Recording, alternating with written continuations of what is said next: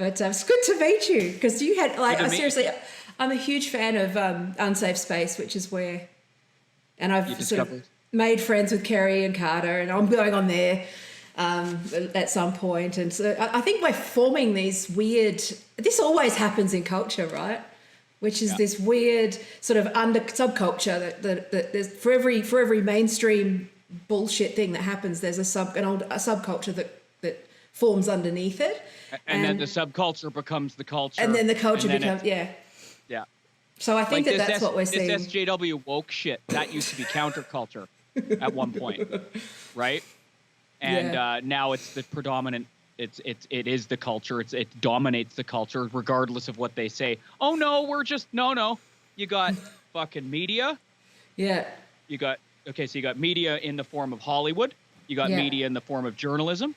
You have big tech companies. You have politicians. Yeah. You have academia.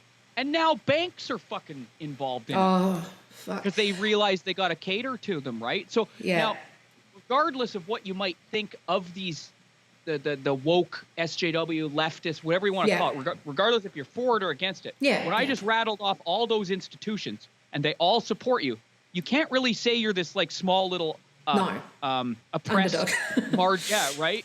Yeah.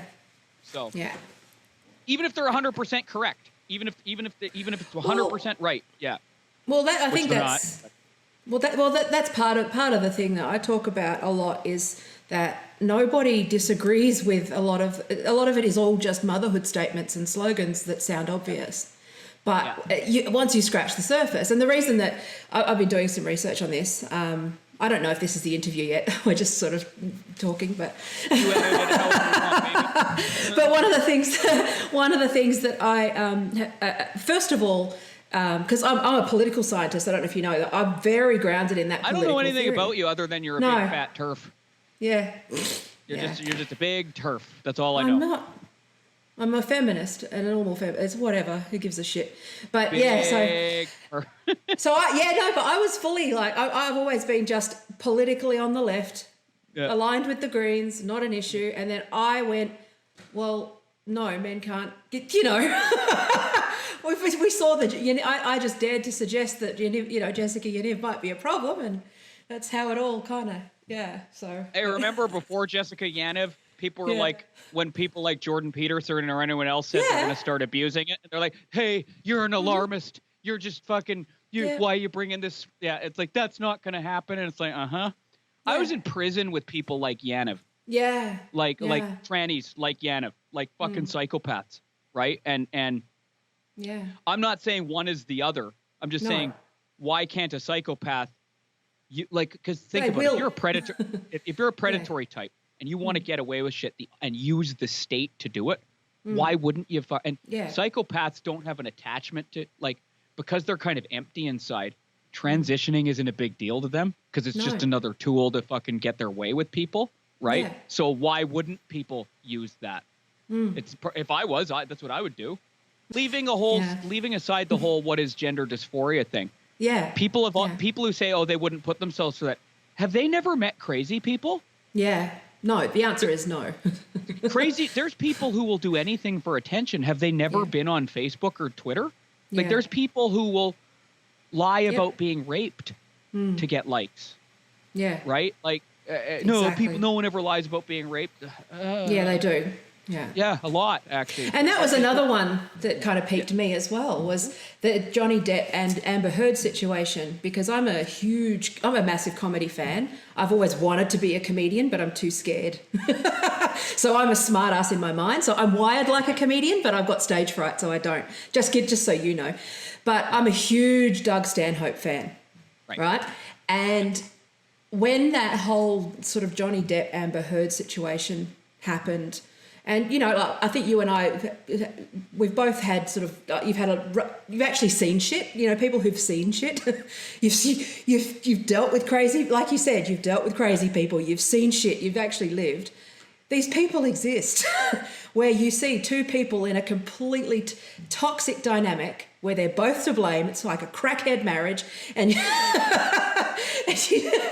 know what I'm saying here. It's like these people. Yeah, baby, those are my favorite. Yeah, they're great. It's very entertaining. Yeah. My dad was.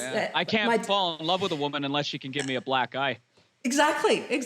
You know, but that's that. That do you exists. even love me? Yeah. But when Doug Stanhope sort of spoke out about that, and he said, and I went, well, he's a good compass for me. You know, and that was the thing where I say, well, he's usually right about most things. And he's someone who's usually cuts through. And that was where, where people do. And you sit there and you go, I think at some point you need to look at the source of the information and go, okay, it's not all about power. It's actually sometimes people just bullshit. And it looks to me like a very dysfunctional, abusive situation. And that's where I started to question, always believe, everything, that believe, especially when the media's involved and gossip and all that stuff, and money, especially money, you start to go, oh, I don't know. So I started asking a lot of questions, I think. Yeah, and from what I hear, I've watched some of your stuff, and you were just like a regular person. Then all of a sudden, you started getting like lumped in with the alt-right and stuff like that. Did they come after you pretty bad? Is that what happened? No, because I studied because of what I do. I have this the political and digital thing. I've always just studied this stuff, just sort of observed it and participated in politics. Sort of I'm not active because I'm a business. I see lots of different angles, but I've just kind of always just gone.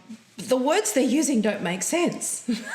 Yeah. Let's get back to definitions, like what Marxism is. Let's get back to that. What feminism is, it's like they're not even using correct words. And I just went, something's up here. There's something, so watching, and then I just sort of, there's a long story, but I have a professional and personal interest in this stuff. So I've been on the internet for like 20 years. So before it was I come from the trenches. Right. Yeah. Right. I come from, so flame wars and all of that sort of stuff. Like I've got a skin. So getting all of that heat is not a big deal for me. Like I sit there and I go, it's a bit of fun. But and the interesting thing for me, sorry, I'm not talking about me the whole time, but the thing that I found interesting is that it's the first time this has actually really hurt. It's like started to affect my psyche. When the internet of the old days, it was always understood to be fun and in good faith and a game and a bit of a sport and a flame war. You know what I mean? Like it was always in good spirit. But this has just gotten very ugly. Yep. It's gotten just extremely ugly. You know what it reminds me of? And sounds like you could relate to this. It sounds like abusive relationships. Well, that's what like abusers but the only subtle difference is rather than in the past it would have been religion that they would have used to hammer people over the head. Now it's this ideology that's even harder to question because it comes from a air place. Quotes good place. Yeah. Racism's bad. Yep. Homophobia is bad. Marginalizing is bad. But hate then they like you said whatever that is. What's hate speech? What is hate speech? I don't know. Yeah. I used to know what it was. I don't know what it is anymore though. No. Well, it's been redefined. Yeah.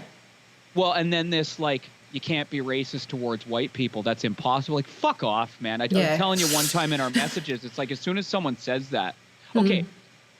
I understand what they say with the privilege plus power thing. I'm not oblivious to that. But it's still possible to be racist towards white people. Yeah. Racism isn't just systemic racism. No. Right? No. Then they split hairs and goes, no, that's just bigger. It's like, yeah. How are we supposed to fucking get? How is anything ever supposed to happen if you just kind of change the rules of everything as you go along? Right? Yeah. Well, the idea of this with critical theory, the idea is that even asking for evidence is a sign of power. So it's this built-in circular argument, right? And I know that, but this is one of those things where the core of this stuff, that's the problem with, even with, I've been doing a lot of work with, look at how much of a cult this is. I think this is a new cult, right? And it fits all of the criteria for a cult, which is that they redefine the gaslighting and the cutting you off from friends and family and, all of that kind of head fuck that goes with that. That's very similar to that violent relationship. Yeah, you'll be on. You'll all of a sudden you're talking to someone else. Yeah, I saw this yesterday. You're talking to someone, a friend of mine. Screen capped it and showed it to me, and said, "Look at this. A guy was talking to her, and then one of these maniacs jumped into the thread and had never jumped into her page before, and says, frankly, I'm disappointed.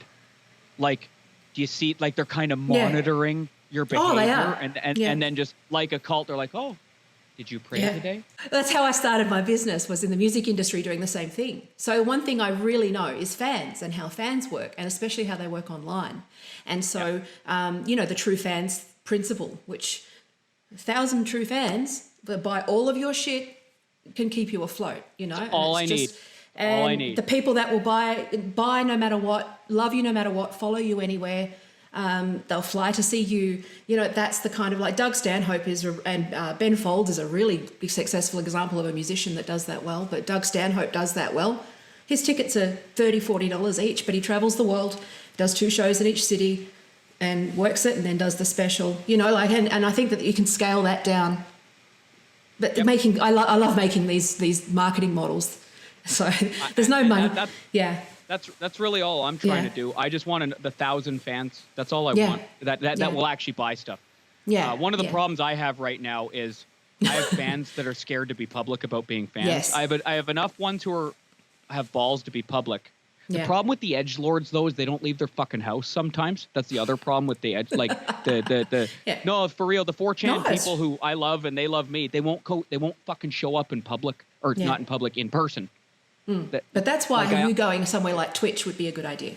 So doing comedy on Twitch with tip jars and those sorts of things, going where the gamers are. So your edgelords or all those sorts of guys. I love. Again, I'm a woman on the internet, but I also know the internet, and 4chan. It's like I will defend 4chan. I've been on 4chan for years. Yeah. It's funny. Yeah. Lighten up, fuckers. Calm your tits. Yeah. Yeah. But I think we're seeing a lot more alternative networks break up. I think when BitChute, because BitChute is an alternative to YouTube as well, most of the people that I know who are wrong thinkers or fall afoul of the current Orwellian clusterfuck that we're living in right now, but backing up their videos to BitChute or having alternative platforms, which are on blockchain. I know I'm being nerdy, but this is for the benefit of the audience as well, which is that when BitChute, the only reason that I've heard that people stay on YouTube is because they have the live streaming and like things like the software integrates with YouTube. As soon as you get one that has that capability, I think there's going to be a whole exodus of people that will move. I'll go to whichever one is the fucking I'll admit the easiest to use, obviously, and the one that isn't going to fucking deplatform me. Yeah, because it's coming. It's coming. It's coming. I can checks in the mail. One of these days, one of these fucking faggoty SJWs is going to fucking complain about something I posted, and that'll be the end of it, right? Because then YouTube will be like, "What else did? Holy shit! How did we let this guy get away with it?" Because I have some fucking harsh shit on my channel. I don't give a fuck. It's fine. Lots of people like funny. It, right? You're a comedian. Yeah. But it's coming. Yeah. It is. I know I cannot count on YouTube. I know I cannot count on it. I actually want to start having merch to sell because it's a way to just make a bit of money. I don't know exactly how to go about doing. Like I know how to. It's basically. I know there's sites that'll do it all for you. You upload the design and then you'll just like you connect. But they've got the same fucking terms. They've got these these stupid, ludicrous. This hate speech bullshit, and it's just can I just actually I know that this isn't about comedy necessarily, but it does bleed into comedy, which is we need to clarify for the people watching that when you say hate speech, most people go, I don't like hate. That by design, these words are designed to they're called thought terminating cliches. Which is one of the things that cults do, which is that they change the language or they obfuscate or conceal the meaning of the language. And so what's actually happened here with, I'm trying to explain this stuff to everyday people, so that's so one people of the reasons are aware. I wanted to talk to you is because I wanted everyday people to hear what comedy's about. Yeah. Yes, and I literally sit there and I go, I'm doing a video where I have to explain what I mean by SJW or woke. Right. like literally what this means. And so, but for those that are curious, when we say we are opposed to hate speech laws, that is actually the devil is in the detail with this thing. So in the UK, the definition of hate speech is not the intention of the hate speech, right? Initially, the legal history is about, it's called fighting words, right? So if you're inciting or doing anything like that, you are, there's an intent, an incitement, which means that you intended to hurt somebody or intended them to then lash back violently. That meaning has now changed. So what that meaning now is under law in Canada as well, I believe, it's the same. So sure but is. It is not whether you were being hateful, like your just visualize what you think when the word hate speech is. That's the worst speech. Nobody is objecting to that. But now the definition of hate speech is if you misgender somebody, right? If someone so the definition is that the person perceives it to have been hate speech. And that's where the problem lies. You can be charged for a crime for someone else's perception of the events, right? And that's where it becomes it's in conflict with freedom and freedom of speech. So for those who look like myself and Mark and Kerry and Carter, all those people that I've started associating with in the dark pits of hell where we belong, apparently, is that we are fighting for things that are actually really, really important, but under the surface, but they look bad on the surface. So when we talk about free speech, this is something that's really, and freedom of thought, this is not a dog whistle. This is not those things. This is actually, the definitions have moved and changed to the point where they're extremely oppressive and anti-democratic, right? So I just wanted to clarify before we have this conversation, because I love the sort of the theory with the comedy, explaining what comedy is really important to people, right? Well, and the thing is in Canada, we don't have free speech like they do in the United States. No, there have actually been some cases too, where comedians were brought in front of human rights tribunals. One of them was a bit too iffy to use too much as a precedent, because it was actually because some of the shit he said to the lesbian couple was mean or whatever. But the problem was, in that particular case, he got off stage and did something. Classes. Yeah. So, but that would be a clear. But that's where I'm talking about those blurry lines where. Right. Judge Judy, I did a thing where she said, "I don't know hate speech, but I know it when I see it. I can't define it, but I know it when I see it." Right. That kind of thing. Now, Mike Ward is the one that was the scary one, because he got brought in front of the Human Rights Tribunal for a joke that he did years ago. Like, he'd stopped doing the joke, and it was against a disabled boy. Funny joke too, by the way. And I remember that case. Yeah, this kid said he was being bullied. I'm not going to do the joke. Your viewer, Mike Ward, Human Rights Tribunal, Canada. It'll all come up. Yeah. Google. Anyway, the kid said he was being bullied because of the joke, and the Human Rights Tribunal said that it ruled in the kid's favor. Which is a dangerous precedent theoretically, because now it's like, here's the thing. I can feel it coming in the air. Another comedian's going to get brought in front of a human rights tribunal soon in Canada. Yeah. Want to hear my prediction? I don't know. The Prime Minister did blackface. Yeah. It's going to be another comedian that sues a comedian. Yeah. It's going to be one of these trans ones. Yeah. Yeah. They're the comedians. I say this all the time, and it sounds like I'm throwing my colleagues under the bus, but I don't give a shit. Yeah. Comics are actually the worst for all this stuff, for trying to censor other comics. Comics are literally the worst for all of it. Is that because it's so hard to make a living, and it's like kind of fighting over the same gigs? I mean, I think that there's an element of that here, but that's like 30% of it. My guess is it's the personality type and psychology of the people drawn to comedy. They want approval. They want acceptance. Yeah. There's a pathology attached to that, I suppose. Yeah. They're insecure. A lot of comics are actually mean-spirited at heart. They drugs and alcohol and those sorts of things as well. All of it. Yeah. And so when they have someone they can kind of beat up on or fuck over. They do that. Also, their comics are so easy to influence. So again, could be like a cult. You get one who's really persuasive, then all of them don't or get scared, and then what ends up happening? I've noticed this in comedy. You don't know which one's the actual leader.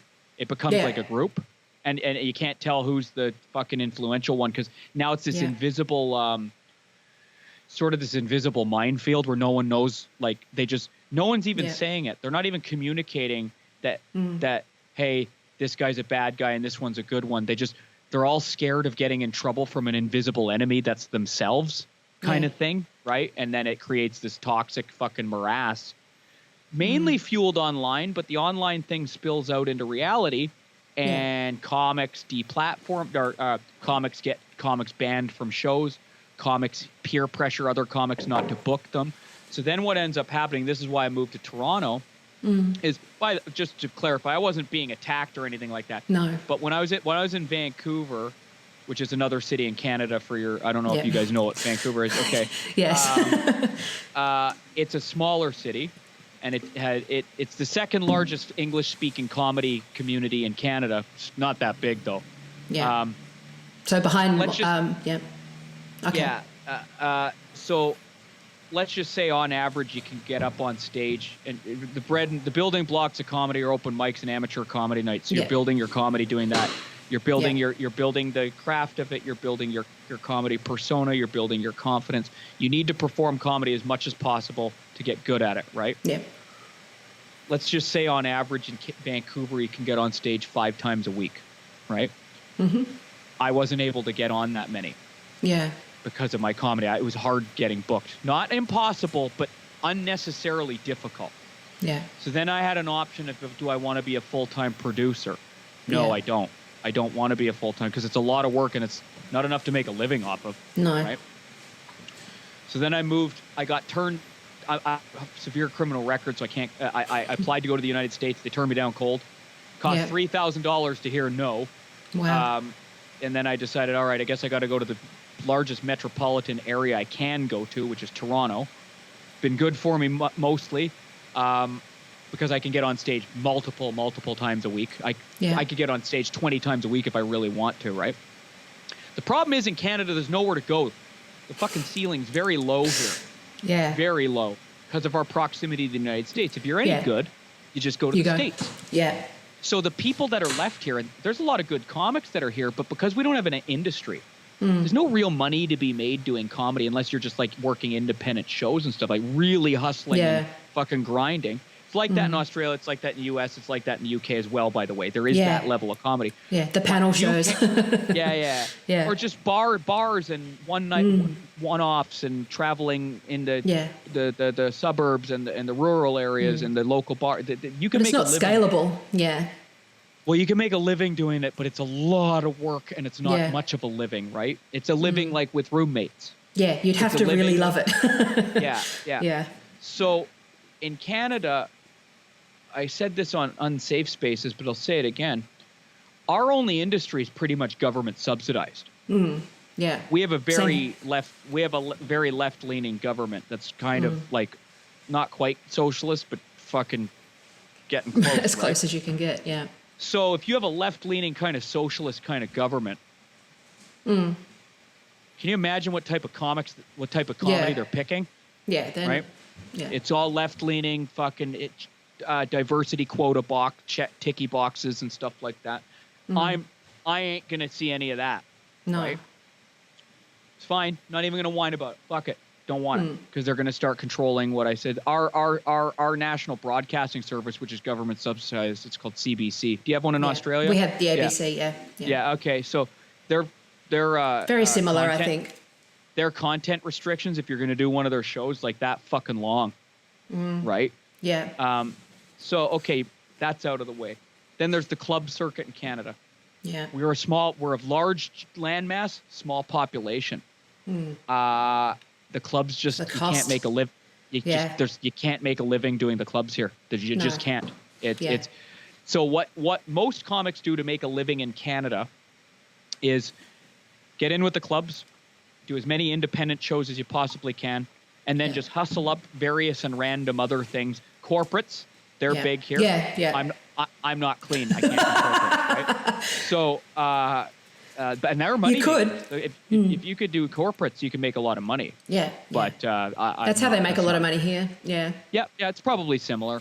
So then there's like, they'll act as well. They'll do acting. They'll do voice work. They'll do just whatever they can get. Whatever they can find.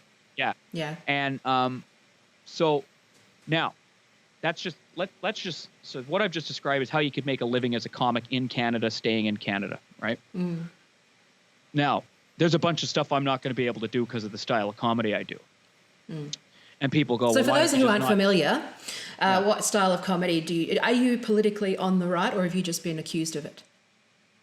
Am I politically on the right? Yeah, probably in some ways. Yeah, I think but you're in pursuit of the joke, the good, the right joke. In my personal life, politically, I'm right on some issues. Yeah. Left on others. I'm kind of libertarian, sort of. Yeah, I'm kind of pro-choice. Hard to pin down. Pro-choice. Yeah. If you're queer, go ahead and get married. I don't give a fuck. Unlike some of my turban friends, I'm not against sex work. Turban. My turban friends. Turban's great. I am not radically pro-gun, but I don't think the government should be the only ones that have guns. Yeah. So you're a fairly reasonable person. Yeah, social programs should exist. But we should be my utopia of a social program would be, let's just say someone can't work. Let's just say because of it's some kind of disability or addiction. Have an intensive program to find out what they might be good at, so you can get them working in something they could do. Yeah, costs a lot of money. So that's just an example of how I might differ than your average. But I'm right. Heavy air quotes on free speech. I guess you're right wing if you fucking like free expression. Yeah. Apparently that's a right wing thing now. Remember the liberals used to be the ones that were the free speech ones? But, I believe art is sacrosanct. I don't think it should be censored. I believe the audience will decide if the art is good or not. Yeah. If the audience stops paying money to see the art, then the art ceases to exist. Yeah. So, yeah. Yeah. No, I was just curious because I think a lot of people have been sort of misbranded, and people make a whole bunch of assumptions about the people's politics, especially when they joke. I mean, I keep talking about Doug Stanhope, but he's not right. I've been called right wing, and you know what? These days, any label anyone wants to give me, I don't give a fuck. No. Go ahead. Yeah, because if you're labeling me, then that means there's probably a fucking cachet of people who will come and find me, to be honest. He's racist. Yeah, okay, yeah. Go tell all the Stormfront people. They'll come fucking watch my shows. You know what I mean? It's good. Well, I mean, and there's probably a part of you that surrenders to the PR and marketing benefit of being cancelled. I joke about that all the time. It's like, can somebody cancel me? I really would like to up my Patreon, you know? Yeah, exactly, you know? I would really like to be cancelled today, please. Yeah. I think there's an area, there's a window where you could be cancelled at the bottom where it can be devastating, and at the top where you lose a lot of money. Right. But I think there's a place in the middle where it's only good. Yeah. So there's a sweet point where you can use that outrage a little bit, you know. I could probably. I don't think I could get fully canceled right now. Not right now. A few years ago I could have, because I could have got my legs kicked out from under me, and I would have lost my confidence in being able to do comedy, and it would have been too hard. It would have been too hard to get good enough to be valuable. I'm not saying I'm the best, but I think I'm just entry level good enough where I can make enough people laugh at jokes consistently. Not all the time. I bomb plenty. Don't get me wrong, but it's consistently not bombing enough where I'm a worthwhile investment. That would be my honest take of myself. Miles to go, plenty to learn. I'm not a headliner. I'm definitely not a headliner.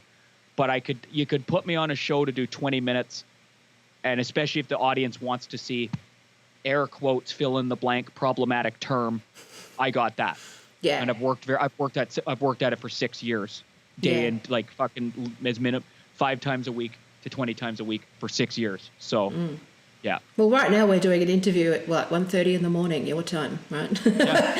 So you don't sleep much. It takes a lot of work. See, people think that people just, with comedy, they just turn up on stage and just say the worst shit they can think of. And that's one of my frustrations, is that they don't see the work and craftsmanship that goes, and the grind that goes behind that. And okay, it's not an accident. No, for your viewers, okay, here's the life and times of a fucking comedian. A not quite professional but not quite amateur comedian. Me. Okay. I do at least one show a night, sometimes 3. And when I say show, I don't mean big headlining marquee show. It's usually an open mic, 5-minute spots. I'm during the day, I have this little job thing that I do that's like just to make a bit of money, which is online, but that it doesn't take up much of my time. But so I'm not making a living off of comedy. Just to clarify for your viewers, I am not making a living off of comedy. I put 40 hours at least a week into comedy, but I am not making a living off of comedy. No. Okay. Because you have to perform that much to get good enough to make a living off of it, right? Okay. Yeah. So I spend most of my day 5 to 8 hours writing, emailing, editing video, monitoring and adjusting my social media, communicating with other comedians, editing stuff, whether it's written material, video. Then I drive to the city, the urban center, or wherever, sometimes the rural areas. So I'm spending probably 2 to 3 hours a day driving to and from comedy. Then often when I'm at a comedy show, I might have to wait an hour to get on stage. That's day in, day out. Yeah. Sometimes 7 days. I take a day off here and there, but often at least 6 days a week. Yeah. Not getting paid for most of it. But having to work out new jokes in front of sometimes often I'd say half the shows I do are in front of audiences that didn't know there was going to be a comedy show. Like it's at a bar, so which doesn't sound like an ideal audience, and they're not. But for creatively, if you can get them laughing, okay, you're on to something, right? Because if they weren't there for a comedy show and you get them even to laugh for a couple jokes, okay, right? Yeah. I had to forego and sacrifice any semblance of a normal life. I'm up at 1:30 doing an interview with someone in Australia. Yeah, it's crazy. I'm straight. Most girls aren't into shit like what do you mean you're out till fucking midnight at bars and then talking to women in Australia and you're not getting paid for all this, right? I live like a vampire. I'm okay with all this, by the way. Everything I'm saying, I'm fine with it, right? Again, reiterate, I'm not getting paid for a lot of this. Now, I get threatened. I have to deal with bullshit online. I have my colleagues, half of them at least, are fucking loser piece of shit fucking faggots who I don't want nothing to do with. And they're fucking weasels, and they'd kick Rich my legs kids out. Doing work comedy, yeah. These are people who should be blogging. Hacks. They should be doing comedy. Yeah. They should be they're failed fucking English majors or fucking. Anyway, they should not be doing. They don't have the comedy spirit. Do you know what I mean? Anyway, but we'll get to that in a minute. Yeah. But you go through all of that for someone to turn around, and it must really wound you, and you've actually worked really hard on a joke, and you've put all of that muscle in, only for it then to be, problematic. It's like, fuck you. The most frustrating parts, if I'm being honest, and I don't want to say it, but I'm going to, because I don't want to look like I'm whining.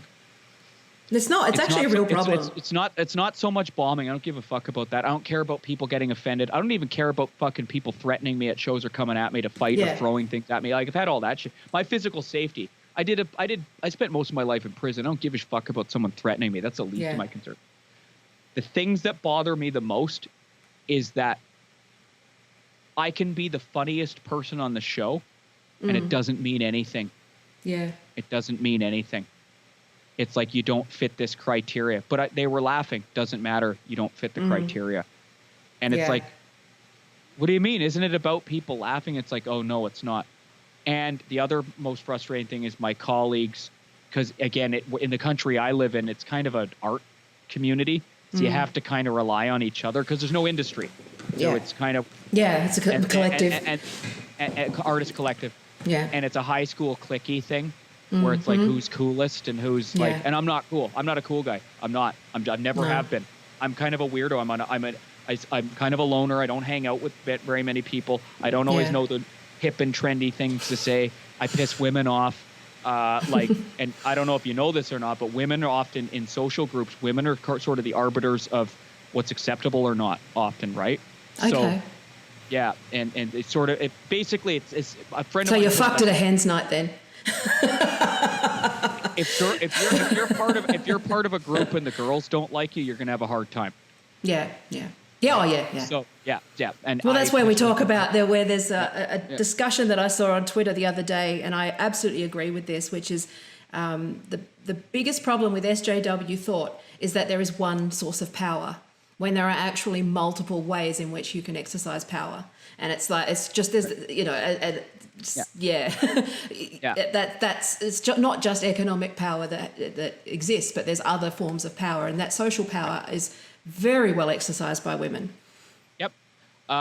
Sorry, that was just that's fine. Well, the major the market is driven by women. 72% of consumers are women, right? Yeah. Now we could argue that's because they've been socialized and conditioned, but that's a separate discussion, and I wouldn't even disagree with half of that, right? I think we can just agree on what is for once, rather than I think. But socially speaking, in smaller groups, it tends to be. Well, I'll give you a perfect example. With Instagram, you need more women followers than male followers in order to start getting traction.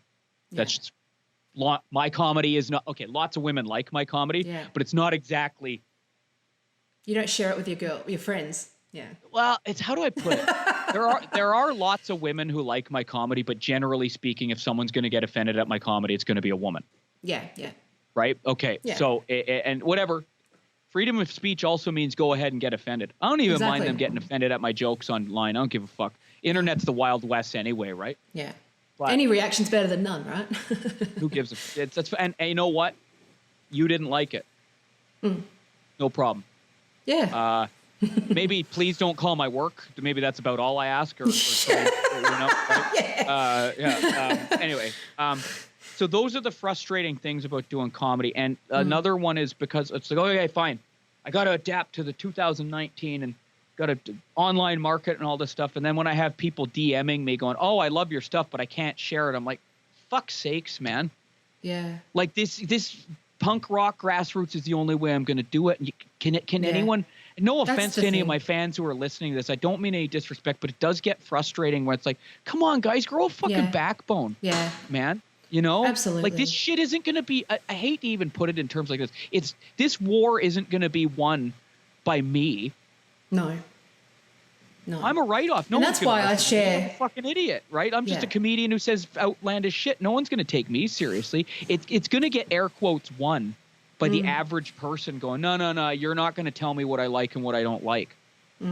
That's how it's going to get won. And that's what I've done. I share a lot of stuff to crickets.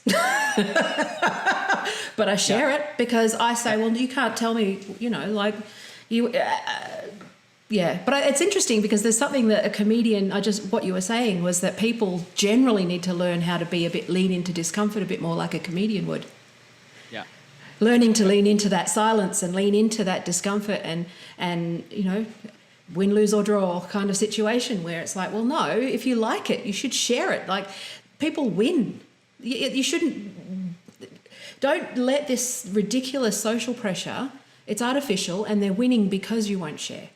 Right?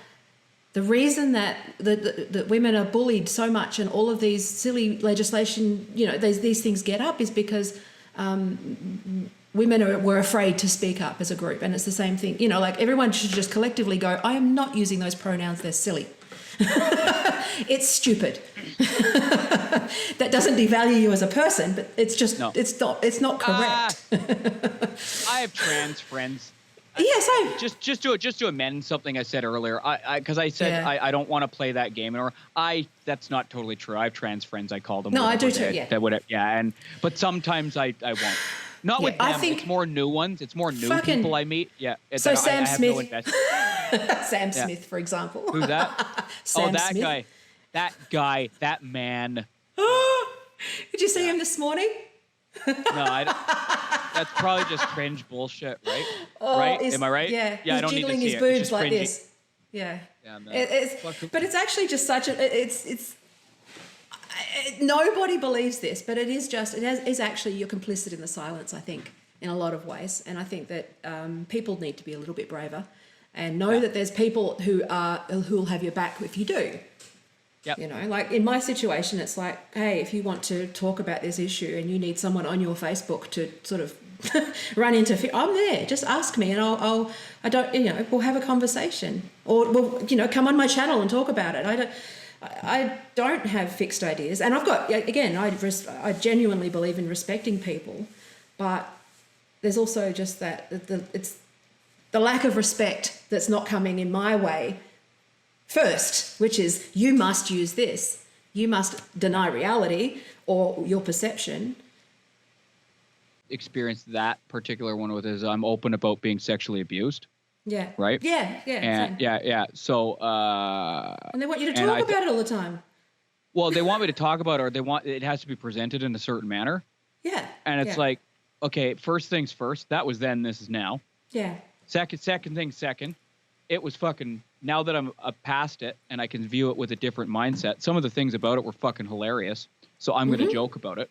Yeah. And they go, well, so it might sexual abuse survivors. And I'm like, yeah, well, you don't speak for them. I'm like, yeah, and they don't speak for me. Exactly. That? I was literally doing that in my head today about that. I was thinking that, where it's like, so I'm a woman who's, I've victim like multiple times over through, I had a rough childhood as well. And I sit there and I go, you're kind of cute, so I don't, I get it. Oh, thanks. But it's just like, but I actually sit there and I go, well, no, it made me who I am. It's given me perspective and experience and empathy. And, I used to work in child protection for many years as well. So it led me down that path. So I have a really deep understanding of like the reality of life. And they're sitting there going, oh, well, but why is that person over there, why is their perspective as a victim more important than my perspective as someone who's got perspective and strength from it? You know what I mean? Like that it's like, well, why can't I share that? Because it's all about that victimhood narrative, really, at the end of the day, isn't it? What's interesting is I have conversations with people about the sexual abuse, and I'm like, I actually tell them, you know what? It didn't even really fuck me up that much. I don't even feel particularly traumatized by it. It had a certain effects on me. Yeah, it does. But of all the things that have ever happened to me, that's actually like very low on the list of the things that fucked me up the most. And it's a couple of them, like one of them was really brutal. Like it was a full on, like the guy said he was going to kill me if he didn't he didn't sodomize, right? And I'm not really that fucked up from it, to be honest. Well, the funny thing is like he offered to give me a blowjob afterwards. And it's like, what a considerate rapist. You know what I mean? Like, and then I'm like, and then what do you do? Cause did he buy you dinner as well? Do you pass up? It was in prison, so no. But do you pass up a free blowjob? This might not come up again, right? But also, what if you turn him down? Is he going to kill you? Like, what do you do? It's quite the bind, right? Yeah. That's true. But that's what comedy is like, right? But living in that twistedness, I think, and that's something that I think that's why I'm so drawn to comedy and comedians and all that stuff in general. I'm such a huge fan, is because you can hold competing thoughts in your mind at the same time and sort of mix it all up and find the funny side of things, and that's the thing where comedy's truth and pain. When did that stop becoming the law? When did, it became comedy more is cool. Stories about social justice. And that's what happened is when social justice became the standard, it became more about the pain than it did the funny. And the truth. Yeah. And they thought they were fighting. And when it started, I think it was because it was marginalized groups having. Let's just keep it to comedy. The rest of it, but it was marginalized groups finally being properly represented in comedy. Cool.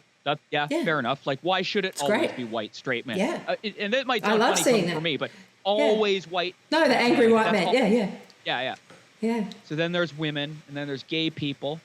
And then there's black comedians, and then they get to share their perspective, and cool, right?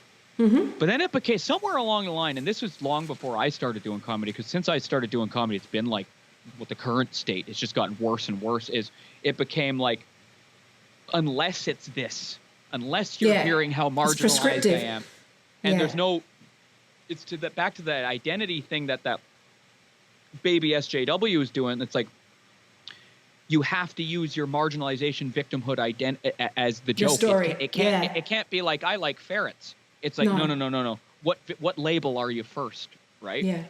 There was a great special on, the world comedy, the Netflix with all the 30 world, there's comedians of the world, and there's one guy, US guy, where he did half an hour about shit. And in the current, but in the current climate, I sat there and I went, he didn't do Trump, he didn't do anything, he just went right back to the toilet. And I went, thank you. And it was the best special I've seen. It was to coin a phrase, it was a relief to see. But and it was just like, fuck, can't we just get to the point where someone can just do a half-hour show? I didn't realise how relieved I was to hear that on a subconscious level, where someone just went and just ignored everything else and just did a half an hour on poo. Yeah. It's great. And it's just, poo is one of the funniest things in the world. Yeah, exactly. But it was actually really funny. I can't remember his name. Yeah, Andrew or Tom. Yeah, one of the American ones. Wasn't Tim Dillon, right? No, it was another. It was a guy with the beard. He's lost a lot of weight recently, but anyway.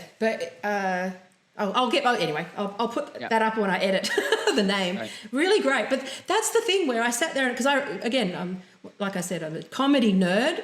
I'm a non-practicing comedian. Too chicken shit. But it's almost a law of comedy that it's truth and pain. Yeah. Like that's but it's not. It's still got to be funny. Yeah. And but there are comedians who do that really well. Like Tiffany Haddish is fantastic, and there's a whole bunch of people that are just use their pain really well. But there's a whole bunch of people that are just, I don't know.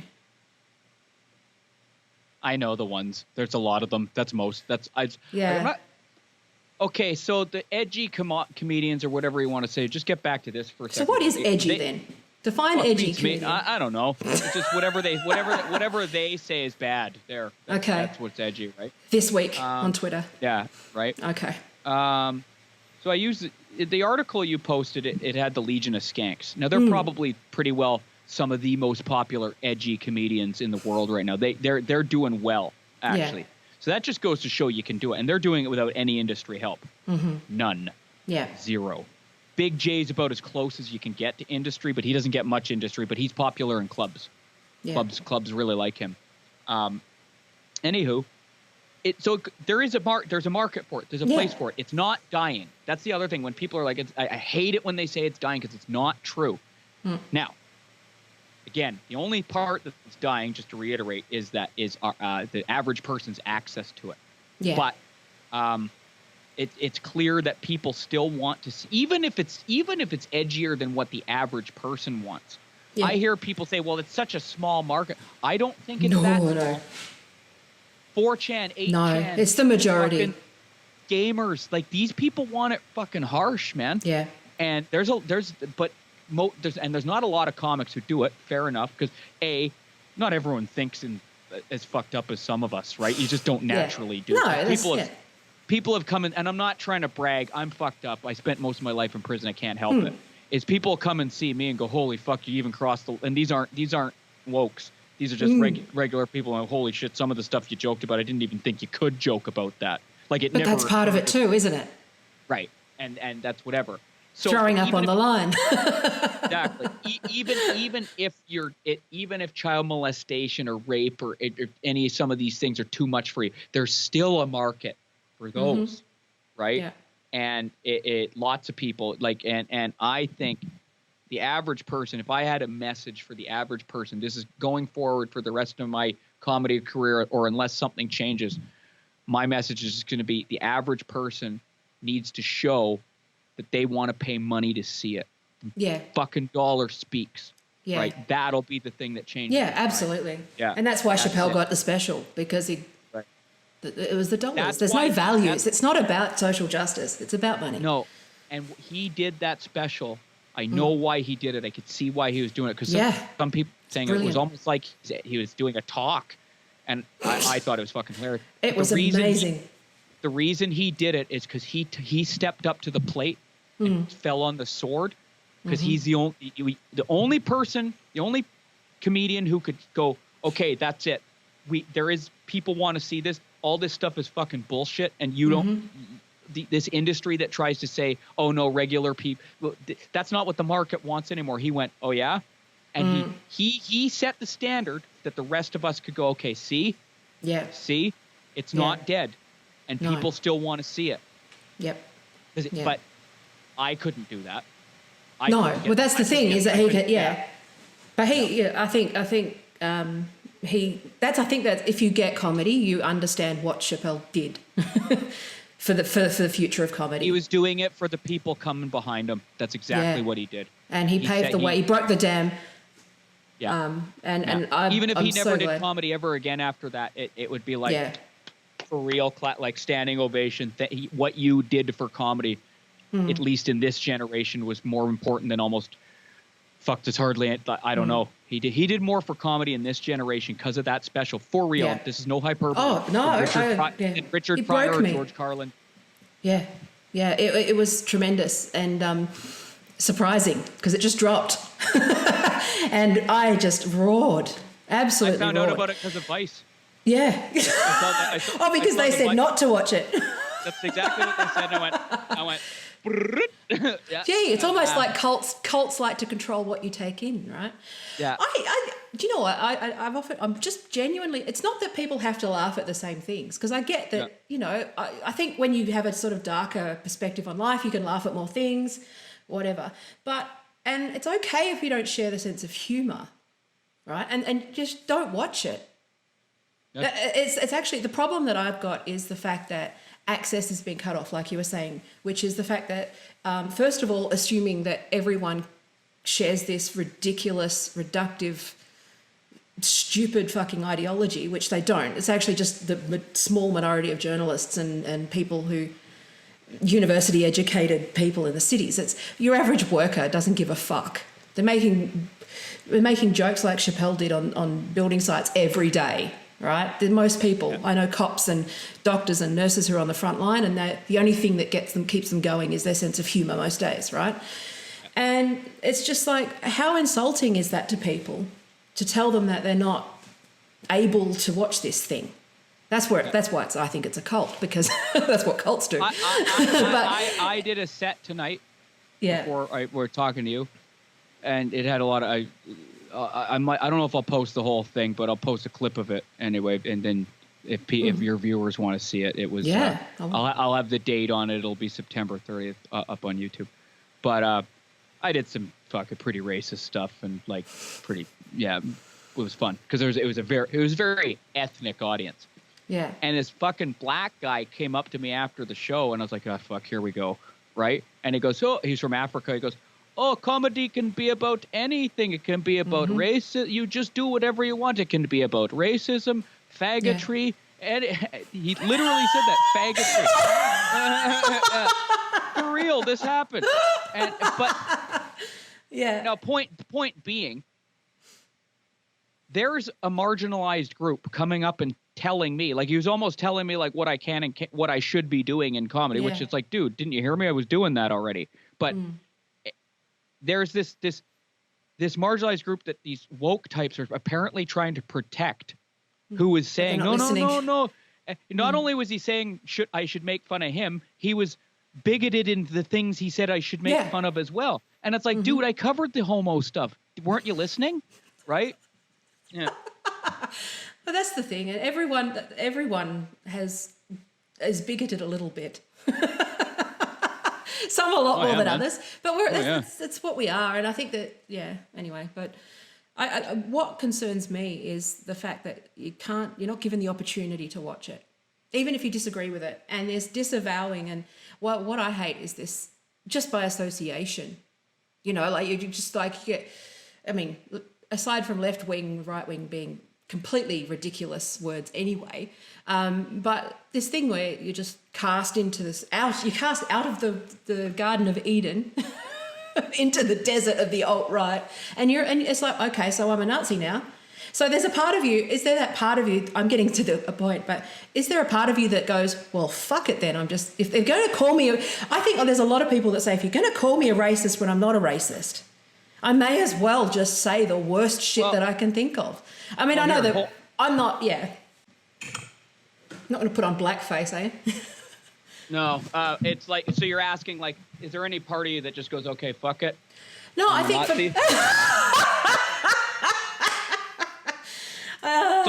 So I went out and got a hat because if I'm already a white supremacist, might as well wear the costume, the merchandise. Right? Yeah. Oh, that's funny. But it's.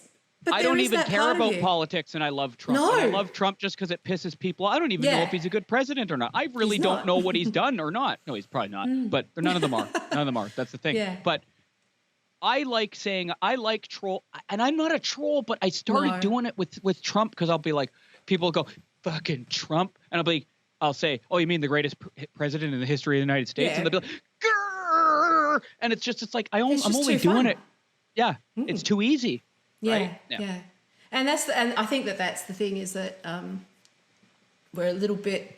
That's why I love 4chan and all this Pepe Frog stuff and the OK symbol and all that. And they're all coming from the dark recesses of the internet. And these people don't realise they're the butt of the joke. Yeah, they just don't realise it. And that makes it. And I joked and I said, well, does that make them the straight man? I thought that was a funny joke. But anyway, because if they're the butt of the joke, they're the straight man. Yeah. And that's the only thing that they hate more than anything else. So, but yeah, it was just like, I don't have a problem. That's the thing I don't get is this exile, right? And it's like, well, I see an opportunity just from a marketing business point of view, which is if you get all your ducks in a row and people know where to find you, then people will double down. But I think this radicalizes people. I think this just makes people go, fuck you, because if I'm trying to do the right thing and how can I undo my whiteness? I sit there and I go, what the fuck? Do I do that with blackface? Like what the fuck? How do you not become white? Right. And it's like, that's the stupidest thing I've ever heard.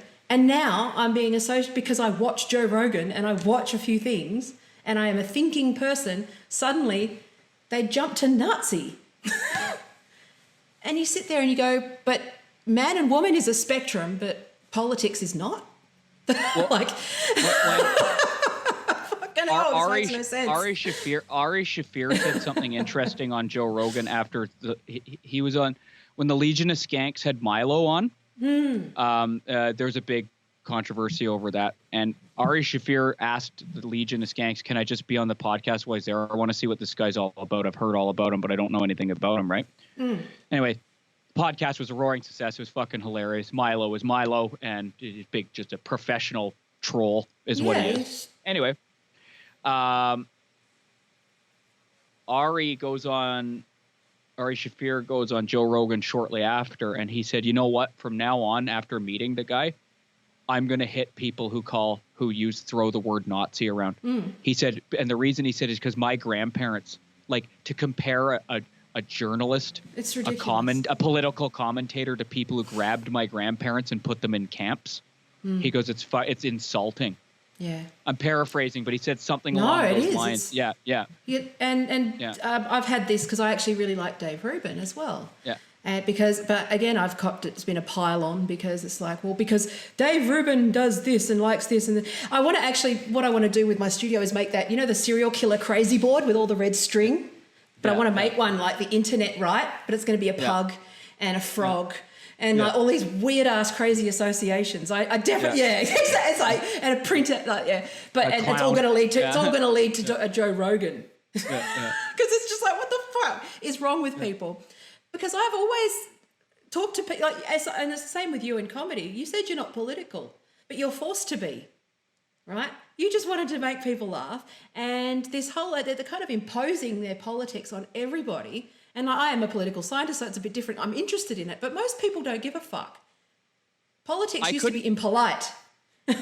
Right. I couldn't believe when I started doing comedy. I thought when I started doing comedy 6 years ago, I'd meet people like myself, not like me, but like weirdo misfit outcasts who always say the wrong thing in mixed company. Yeah.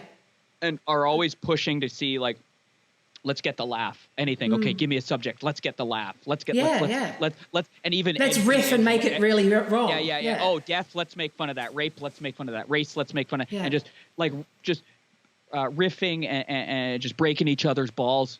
Boy, was I ever fucking shocked when I discovered that the fucking comedians were more sensitive than the audience. Yeah. Fuck me. I couldn't fucking believe it. Yeah. Yeah. Is that Canada, or is that? I imagine it's across the board, but I'd say it's everywhere. Yeah, and I think it's okay to address some of the things where traditionally comedy has not been friendly or kind to women, right? I think there is an aspect to that where there's there's always a grain of truth in all of these fucked up ideas. But when they say, oh yeah, comedy's really bad to women now, no. I would say no. The fucking industries bend over backwards. Yeah. For women. Yeah. And it's probably maybe it's just an overcorrection for something, and it'll settle back in the middle, I hope. But well, who knows? I hope right? it does. Well, I mean, here's the thing: it's not sustainable. How long before the general public, the consumers of this, start going, okay, you put a fucking Muslim woman in front of us, all right, whatever. But she's not funny. How long before it's like, because they're so focused on the diversity part rather than the actual talent part. The other thing is, here's another little tidbit for you. It also doesn't matter if you check off the diversity boxes. You have to be saying the right thing too. Yeah. Well, I know people who check off all the diversity boxes pretty much, or at least a few of them, and they don't get the spots that the industry says they should. Yeah. If I went in doing the jokes that I do on Twitter, like, the ad that did you see the ad that I wanted to do? Are you a man sick of not being Woman of the Year? Yeah. Just making, I could never, that would never fly. It'd never fly. And it's like, I'm not saying it's great, but it's a good sketch. I actually think it would be a funny sketch, but no. So, it's like, I know gay, even trans. Do I know trans? Yeah, I know trans. No, okay, gay definitely, and Muslim and Arab comics who like are they should be getting spots and they're funny too, but because they don't adhere to the popular narrative. No. Yeah. It's like I know gay dudes who aren't allowed on certain LGBT comedy shows because they don't espouse the LGBT. And it's not even it's not that they're dangerous or doing anything like that. It's just that their jokes aren't in line with the cult, right? And that's the thing with Dave Rubin is that he's gay and married, and doesn't make. I think someone said, "Oh, you're homophobic." Did you hear this? What he said? Someone told him he was homophobic, and he said, "Oh, my husband didn't realize that." It's like, fucking hell, But I just don't know how we can get back from this. But I'm hoping, I think what you've said actually validates what I think with marketing, which is that everyone, I think that 1,000 fans principle that we're talking about, even if you're woke, there's going to always be that crew of sort of people, that's their audience. But everyone should get equal time and equal opportunity. Let's say equal opportunity of ideas, not just status. Right? I think if you like woke comedy, fucking fill your boots. Yeah. There's a market. I liked Nanette. I don't want. Did you? Oh, God. Yeah. No. But again, I'm a woman, so I relate probably, and Australian, and there's other things. Right. But good. Exactly. You can like both things. Yeah. Yeah, and there's a market for it, so it was made. Again. And just to echo something you said, I just don't think that it should be that's the only option you get. No. And anything else is and it's insulting to the paying public who are like, no, we know better than you. No, you don't get. Nanette is all you get. That's all you get. Like Legion of Skank. No, you don't get that. But I mean, maybe is this canon or not canon? maybe the only way for the non-woke shit to maintain its integrity, to keep its integrity, is if industry stays out of it too. Well, that's what I actually think. I think Yeah. that it's going to be much like, I guess, the grunge movement, the alternative music movement in the 90s. I think we're seeing a similar sort of... That's why I want to do this now with comedy like I did with music, which was that fan direct, get them in love with you, share with them, live stream, super chats, you know, all of that kind of cool shit. And like just riff, go on a live stream and riff and have super chats and shit with people. That's where I think the future lies. Whether or not that's on YouTube remains to be seen. I have a little more faith in YouTube. They seem to be just trying to figure shit out. I think they seem to be, you know, making changes and then roll. Yeah, they're testing all the time. I have an optimistic view on YouTube. I think they are trying, but I think that we're just in that period of this massive fucking cult canon dictating all of everything and dominating everything without anyone really thinking. That's kind of an overcorrection across the board. Honestly, I think there's an over... Yep. I think your average corporate marketing manager doesn't know what they... You know, again, let's go back to the term hate speech, right? They're not lawyers. They don't understand necessarily that it's just a motherhood statement. Right. That mother can't say motherhood statement either, apparently. But it's a motherhood statement, which it's redundant. It's just like, well, yeah, everyone disagrees with that. But what does it actually mean in practice? And what that means in practice is if you know, say that a man is a man, that's hate, you know, like that's not okay. Or someone's hurt feelings or, you know, all of those sorts of things. So it's just like, well, we need to have that conversation. But I do think that the audience knows. I think that just people. I think they've just snuck in with under Trump, and everyone's just lost their fucking minds, and they're not thinking clearly, and they're so focused over here with Trump and everything that's wrong with Trump that there's this whole back of non-thought that's going on over here, right? And I think that it's just. I think people. I truly, regardless of whether I know this is a Fox News thing, but Trump derangement syndrome definitely a fucking thing. I think it will be studied as a phenomenon like in years to come, but where people are just not thinking clearly. And they've got crazy boards with string and Trump and Nazis and this and that. And, you know, like they're acting like crazy detectives. I'm not bored, you know. It's just one of the, as it affects comedy, at least it affects, this pertains to other areas, but this is something I want to point out is, and you touched on it earlier in the conversation, is, all right, in the Dave Chappelle special, he talked about obtaining a gun so he could kill a drug addict who breaks into his house, right? Do you remember that part? Yeah, vaguely. Yeah, okay. Vaguely. Funny joke. It was a buckshot, or it was birdshot, buckshot. That's right. Buckshot, yeah. Oh, that was amazing. Yeah. So he sets the joke up about drug addicts maybe breaking into his house, and he's anti-gun, but he needs one to kill a drug-addicted person, right? Yeah. Opioid crisis is pretty fucking serious in North America right now. Yeah. It's killing a lot of people, right? Yeah. He talked about legally obtaining a gun so he could kill an air quotes marginalized group, which arguably are marginalized because they're fucking dying, right? Most of them are poor. Yeah. Nary a peep on that one. No. You notice that? Fucking suspicious silence on that. Because it's a class thing. Absolutely. Trans, all these other things Yeah. are the purview, the province of the middle class and up right now. They're the pet projects of the middle class. Even Dave Chappelle in one of his fucking specials said, trans sounds like white people shit. Yeah. White people is translation for middle class, really. When people talk about, white people, they're talking about like middle class values and stuff like that, right? Yeah, your wasps. And it's something. Yeah, it's something I've noticed ever since I started doing comedy is that anything that the middle class cares about is the part that is the bad, that is the protected thing. And anything the middle class doesn't care about, you can say whatever you want. Yeah. Right. And I think if you've got any kind of class consciousness or grew up with any disadvantage, you see it for what it is. You know, like you see it as out of touch rich kids whining on about the cause du jour, right? It really is just one of those things. And that I think that's probably why it makes me so viscerally angry to see that it's this talking over and speaking for. And it's like, you have never even set foot out of a university. You don't know what life is like for people. But this punching up and punching down thing, it's like so elites are determining what punching up and punching down is. Is that correct? Because it seems to me like You get what I mean? Like, I don't like that simplistic rule. It's a good rule, but it's more complicated than it sounds.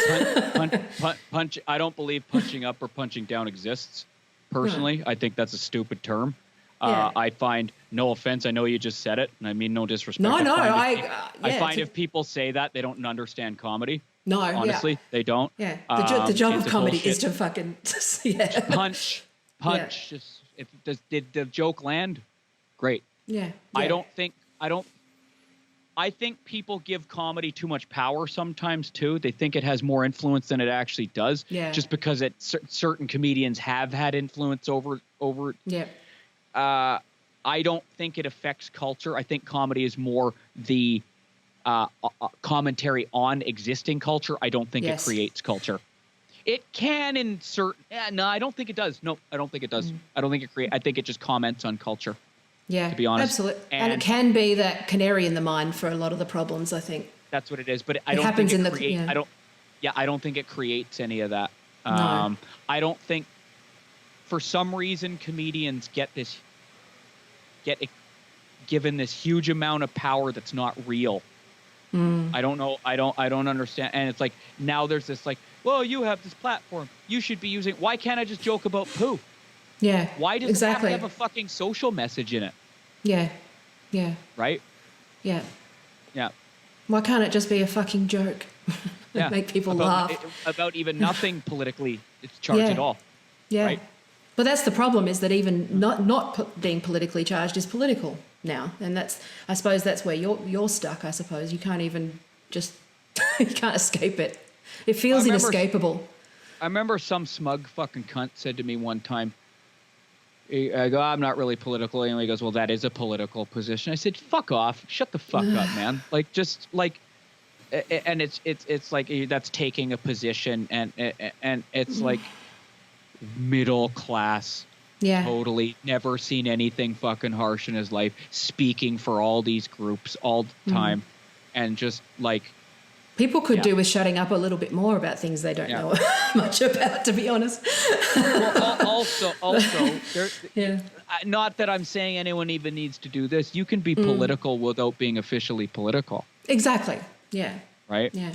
You can be political. I can have nothing to do with, what's the fancy term for elected politics where it's that, what's that, what do you call that kind of politics? Representative.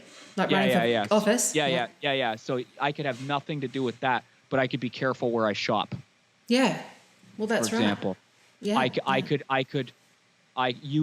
You could, by having a podcast or web series or whatever you're doing and interviewing multitude of different guests of varying types, that's political in and of itself. Exactly. Yeah. The reason that I'm talking to people who people don't want to talk to. That's one of the things I think people confuse with this, right? Well, like you said, the Legion of Skanks. Yes, Legion, those guys. Legion of Skanks. Legion of Skanks, I forget. Which is that whole guilt by association, just because that somebody had Milo on their podcast. Or it's like, that's how it should always, that should be the default. Because if you're angered by all voices being included, then that means that you're excluding them from yours, and that's a different fucking conversation. Howard Stern, who's highly regarded by a lot of leftist types, because he went leftist. You know who Howard Stern is, right? Yeah. Love him. Yeah. So he's full on. Fuck. He drank the Kool-Aid. Yeah. He got into the establishment and then went, I better keep it. So I better keep these people happy. Maybe he just saw the writing on the wall. I don't think that they're as fully woke as they present. No, it's all bullshit. Yeah. It's whatever. It could go full on Nazi, and they'd probably do that because Anyway, long story short, he had fucking the ex Grand Wizard of the KKK. What's his name? David Duke? No. David Duke. He had David Duke on his show, and he didn't. He's still highly regarded. Yeah. I think it's because he's got legacy. He's got I know, but it's a moving target, and it's basically like if the rules were consistent, it would be okay. If it was fair and consistent, and even with Twitter bans, for example, let's talk about that, right? Where you don't even know the rules, so you can't play by them because they shift and move and morph, and it's just one of those things where, and it's just basically feels like high school fucking in groups. You're in and out of that group, and you don't like Nike, and I like Adidas, and I like this T-shirt. We don't like the same Pokemon, so you're not in my friend group anymore. It feels that fickle.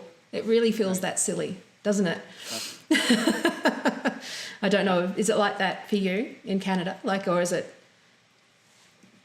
Yeah. It's in comedy, exactly. like the Mean Girls Yep. thing. Yeah. Yep. Yeah. Yep. Yep. Yep. And I went on the internet to avoid those cunts in high school. Yeah. Now they dominate. Now they've the internet. taken over. Yeah. Yeah. It's got. Yeah. But now I've got to hang out with in the dark web. Yeah. But yeah. Oh goodness me. So. Yeah. Yeah, but sharing comedy is it's I just wish more people would like and share. I'm not even saying donate to my Patreon. Just like and share the fucking thing, man. It's so easy. Yeah. Button press. That's it. Yeah. Right. I don't think all of it's because people are afraid to. I think people are just kind of don't think to do it, and it's like they consume and then just that's the end of it. But it would really help me out a lot if I got like that Yaniv video. Yeah. 31,000 views. Right. Yeah.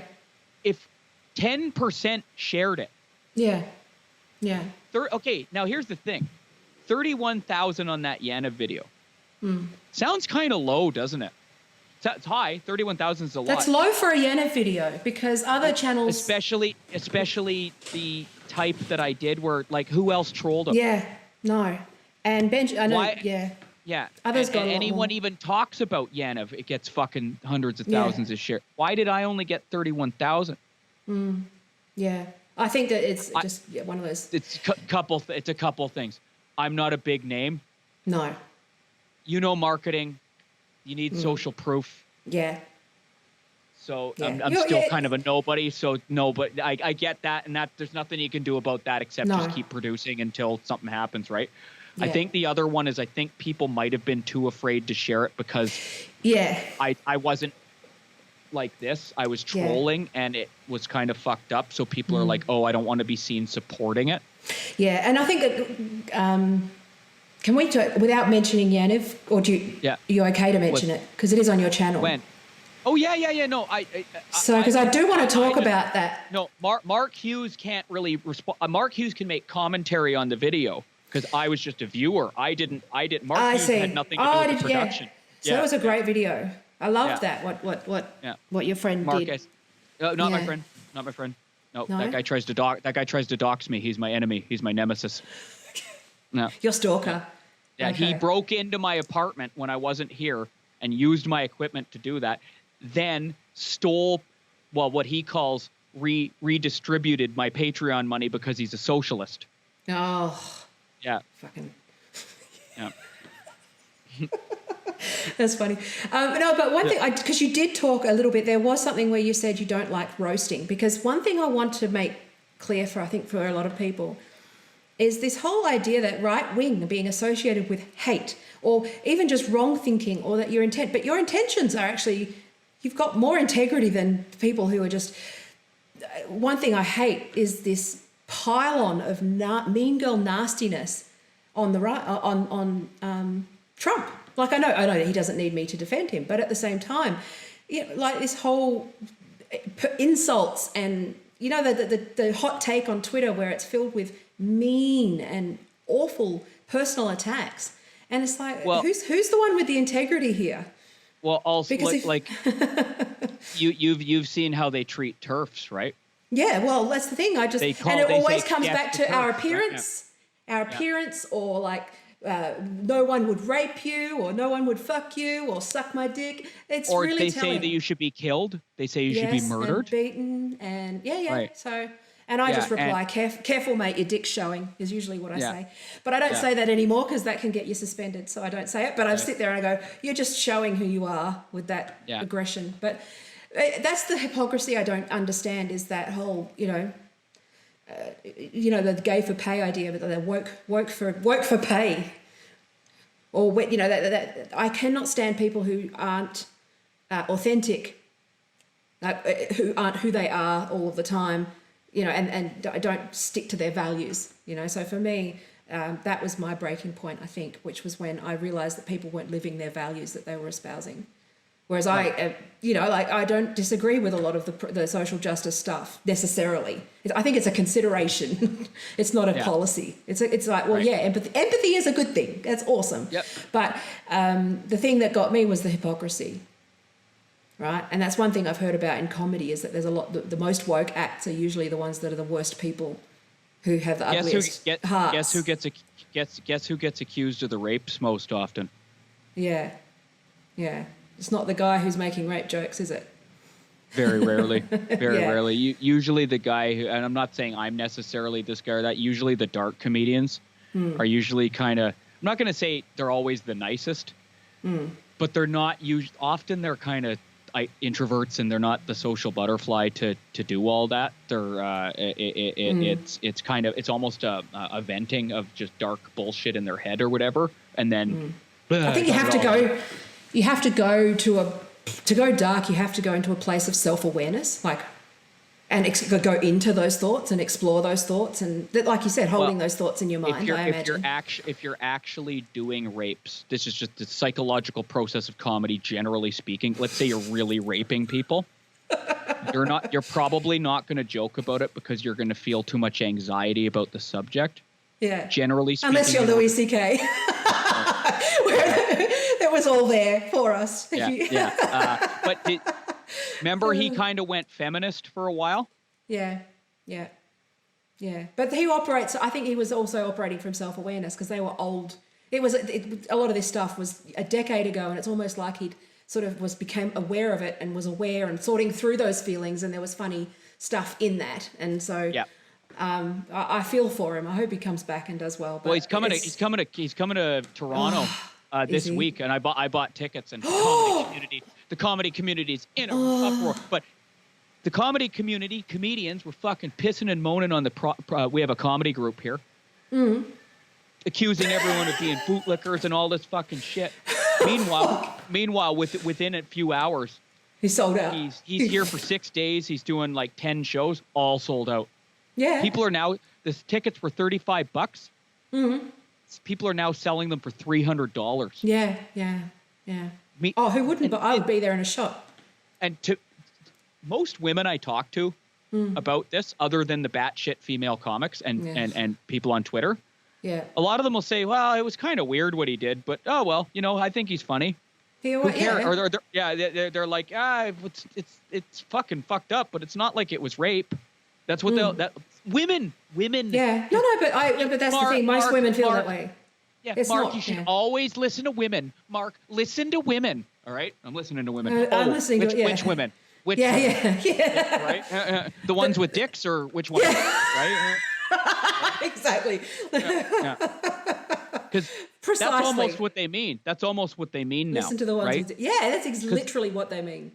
They all have you been accused of not being a real woman yet? Have you gotten that one? I had that my whole life, but yeah.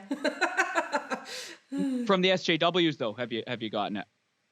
Where you're like an Uncle Tom? No, have you not? I've seen that one too, where they'll accuse women of not being real women. They're more women than me because they have to work harder at it and stuff like that. Yeah, I've heard that stuff. I don't engage with those people. I just block. The funniest one is some dude in a wig who's taken some estrogen calling another woman not a real woman. No. The jokes write themselves, man. It's fucking... Most people don't fucking... they just... And if they do... I think that I actually said this not long ago, which is this, I think it just needs to unfold and play out. It'll just play out. I think it's just... I try... And because people like you and me... I have faith in fans. I have faith in ordinary people, and I have faith in just common sense of everyday people. And I think Yaniv really... piqued a number of people where they went, oh shit, right? And just get more and more crazy shit coming out, and I just worry about the damage in the meantime. But there's come a point where there's just going to have to be some collateral damage in the meantime. But I see it as for comedy. I think that it's one of those things where just wait it out. And I think you're seeing an opportunity where Pearl Jam and Nirvana are sort of starting. Bill Burr and Dave Chappelle, Pearl Jam and Nirvana, and there's this movement now. What I'm hoping for, I want to catch the wave while it's available to catch. And I'm not bragging. I'm just reporting the facts. in some ways, especially in Canada, there's not many of us doing what I do. Handful in the whole country. Yeah. For a number of, for A, because most comics just won't do it. B, the culture is, it really, well, look at the culture. Well, Canada, the Canadian comedy climate really discourages it. And also, to be fair, because one of the criticisms that's levied against edgy comedy all the time is it's not very funny. I'm going to spoil something. Most comedy, if you listen to a 1,000 comedy sets, most of it's not funny. Doesn't matter what the subject is. To do edgy comedy and be funny consistently is fucking hard. People go, oh, joking about edgy subjects, that's easy. No, it's not, because you can get people walking out because they get so upset. They also don't know how hard it is to write a fucking joke. Have you ever? I've been trying to write jokes my whole life, and it is most people aren't so hard. It is so hard. Most people naturally aren't funny. They just aren't, right? No. Or they can be funny, like online, in person. But put them on stage in tweet. To go on stage and do it, it's a different mechanism. Tons of people. I'm so funny. I'm making my friends laugh all the time. They're the funny guy with their friend group. Funnier than me than I'll ever be. Stick them on stage, they can't do it though. No, it's a different. It's a different thing. Yeah, but I think that's what maybe we need to get back to, is that recognition that comedy is not real life. You're not just a guy at a wedding who's just making shit up on the fly. It's actually a creative endeavor, and I think this needs to be given the credit that it deserves. That it's a really fucking hard life. Yes. But and as always, the rich kids get a leg up because they have the connections. It's like any other business. It's the connections and the network. And what I'm looking forward to seeing in the next few years is when the backlash happens, how many flip. Right. Yeah. And they're just hacky and they're hacks and they'll just end up and it's just and they'll be like, I never believed that. Yeah. Like, listen, no, I was just kind of they won't admit they were going along with it. They'll just be like, well, things change and now I have to change with it. And, I'm just kind of, They'll have an answer for that, like they have for everything else, right? Yeah. I got to go to the bathroom.